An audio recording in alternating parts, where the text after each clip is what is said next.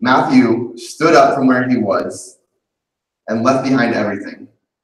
That'd be like me saying, Flo, I'm going to go to Canada for 3 years, no income, just kind of nomad, going to find a place to live. You in? Well, I'm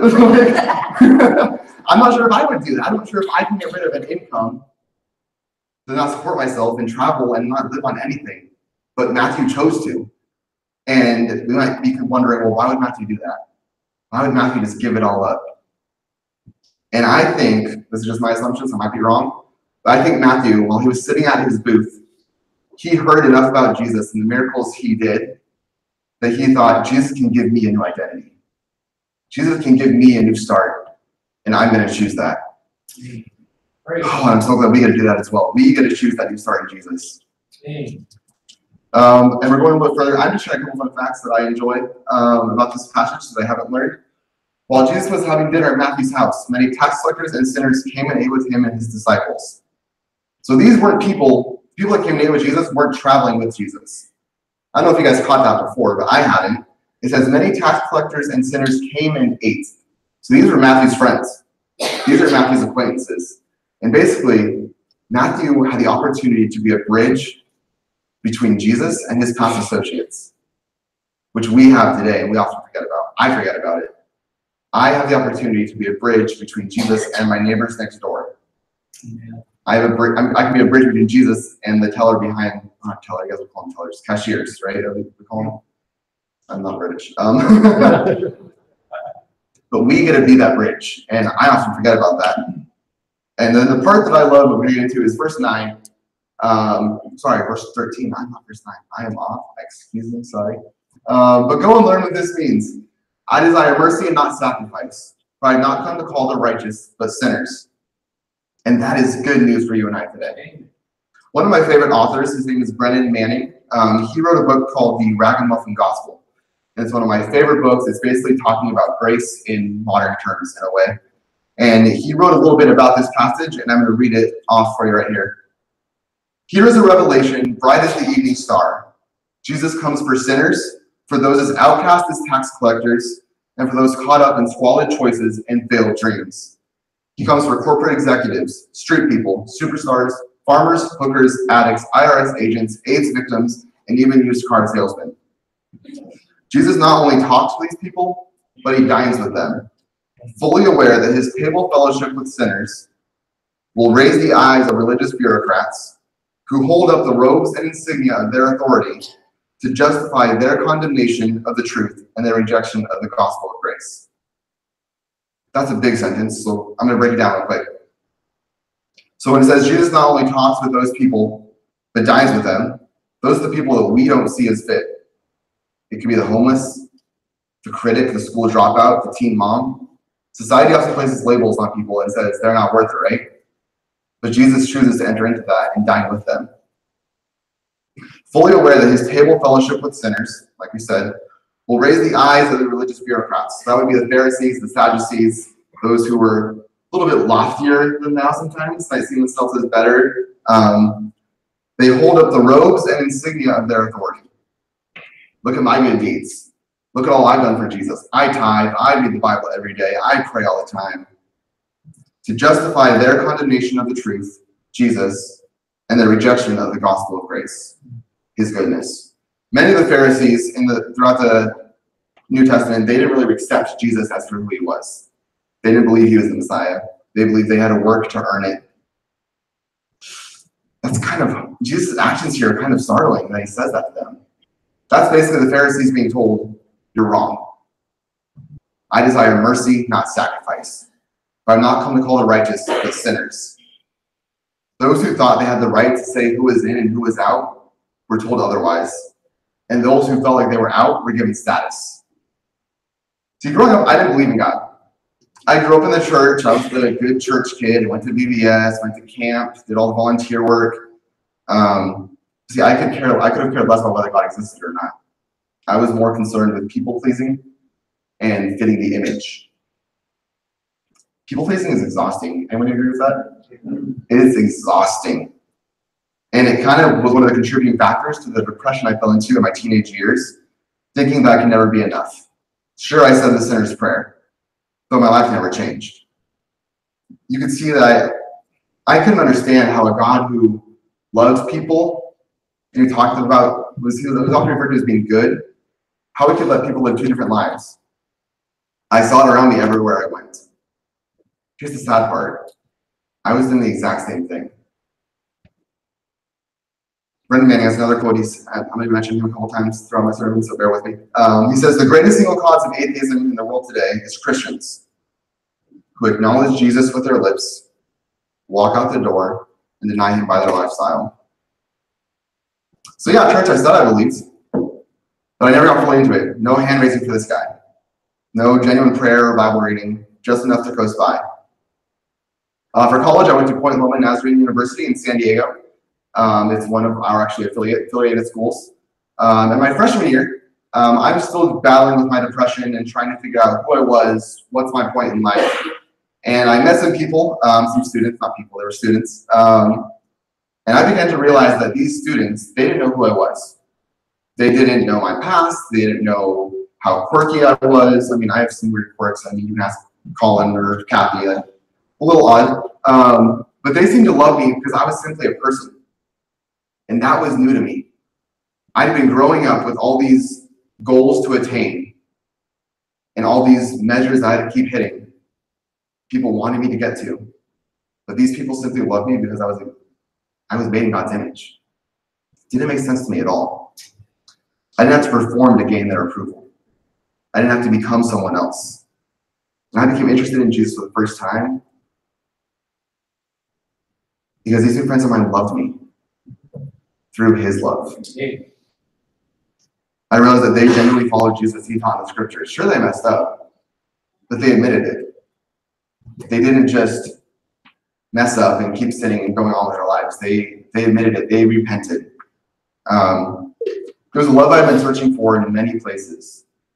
It was a love that called out to me in the middle of my dark spaces and gave me worth. If you have your Bibles open, we're going to Ephesians 2, 8 through 9 real quick.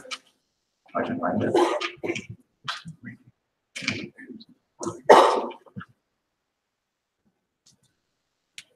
And it says here, for it is by grace you have been saved through faith. And this is not from yourselves, it is the gift of God, not by works so that no one can boast. And see, my sophomore year of college, I accepted Jesus as my Lord and Savior of my life. I was given grace. I had been trying for so long to pull myself up by my own bootstraps. I thought I was enough.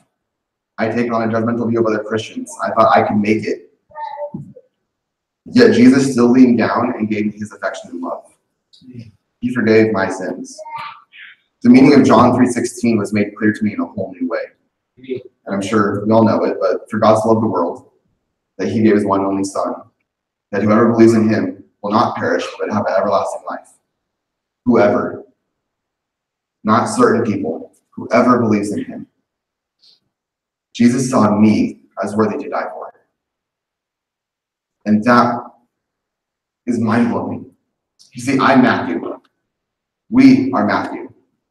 We are the sinners around the table. Jesus knows everything about us, yet he still extends his love and grace. Hey, Lord. I think we've lost the beauty and the meaning of that word. Grace. You know, that skater had such good grace. Or, man, that was not graceful. I'm sure we've said that about someone in our past, right? I'm a klutz, and people have often said, Jeremy, you're not being very graceful right now with how you're walking. Good to know. But the church is one of our pillars. Amen. Grace is a gift. It's getting what we don't deserve and not getting what we do deserve. Grace is being offered a fresh start in Jesus. Amen. When you're caught in the love and grace of Jesus, you don't have to act a certain way. You don't have to perform. You don't have to try to be enough. You already are enough. You're enough for Jesus as you are. Whether you love the Seahawks or Manchester United, whether your favorite drink is a latte or a macchiato, whether you have a college degree or a GED, whether people like you or don't like you, whether you're stuck in sin or stuck in performance. If you drink, smoke, get jealous, have anger issues, nerd, geek, cheerleader, jock, the list goes on. Jesus calls you to himself and he calls you loved. He doesn't say turn around and go clean up. He says, come to me, all you who are weary and burdened, and I will give you rest. Right. He offers forgiveness for our sins at the price of him on the cross. We pay nothing. It's not fair, but it's good. I told you I was going to mention Manning again, so here he is. To live by grace means to acknowledge my whole life story, the light side and the dark. In admitting my shadow side, I learned who I am and what God's grace means. As Thomas Merton put it, a saint is not someone who is good, but who experiences the goodness of God. Amen.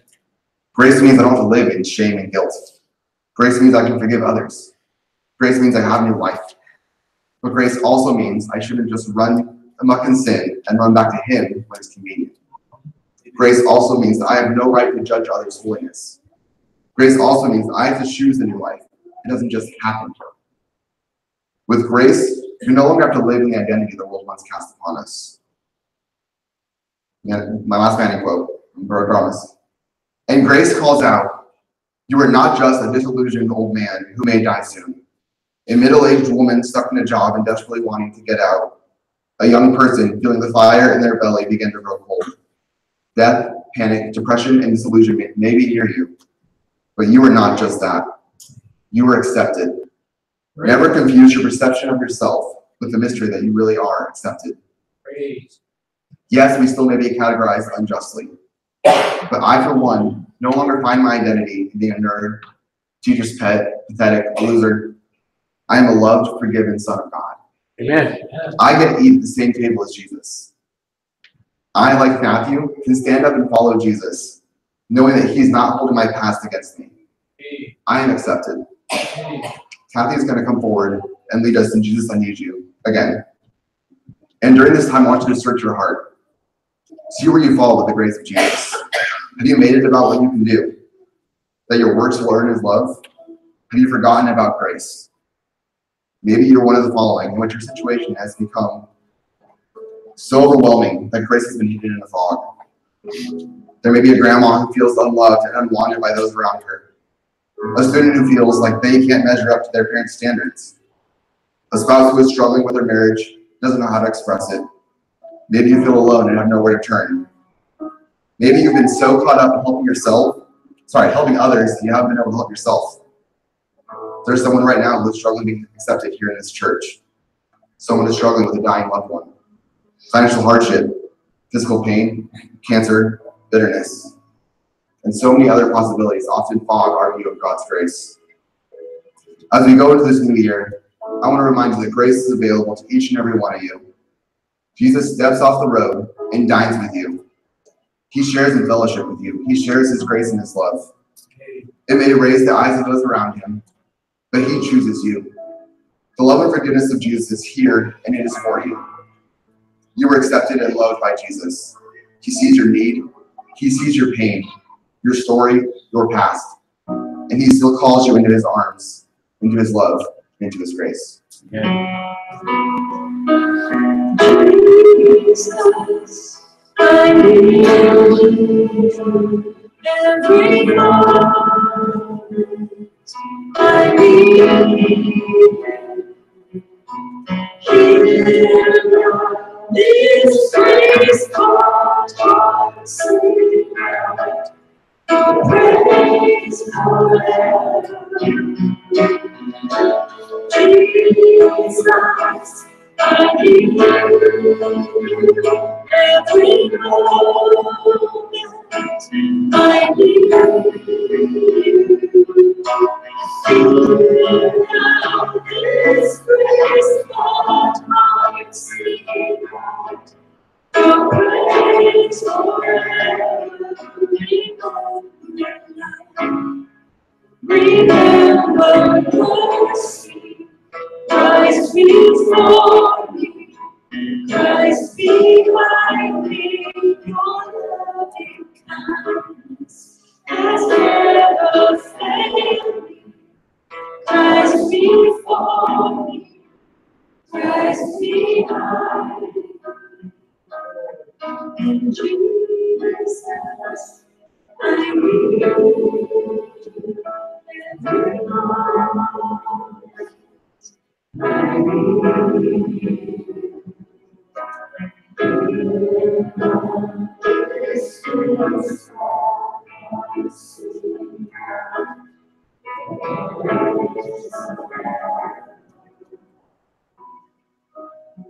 Jesus, thank you for this day. Thank you for your grace, for your love, for your goodness. When we be reminded at every turn we make that you are there for us, that you are calling us into your arms, God. You are giving us a fresh start every day. Jesus, as this week goes on, we be reminded that we have the chance to bridge between people and share your grace and love with them. God, be with us as we go. In your name, amen.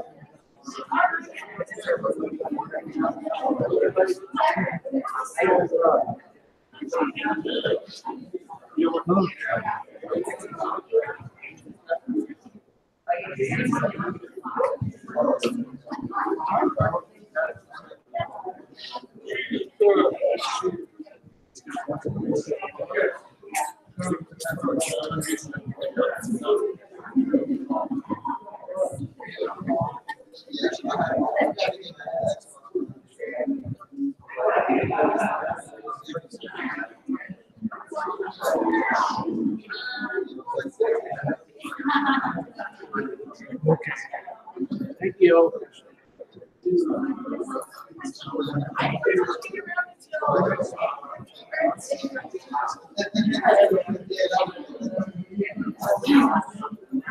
Hi, lady. Well, I said hi, but okay. Hi, Josh. How are you? That's a little rigid. Good. Did you say something? I heard Patty. I'm like, what?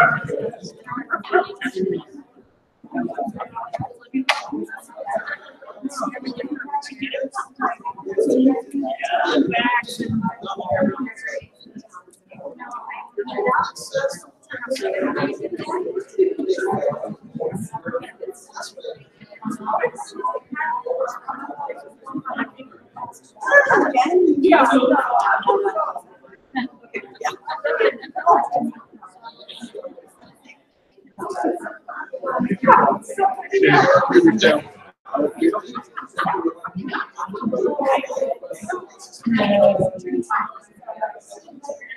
Will you stop this?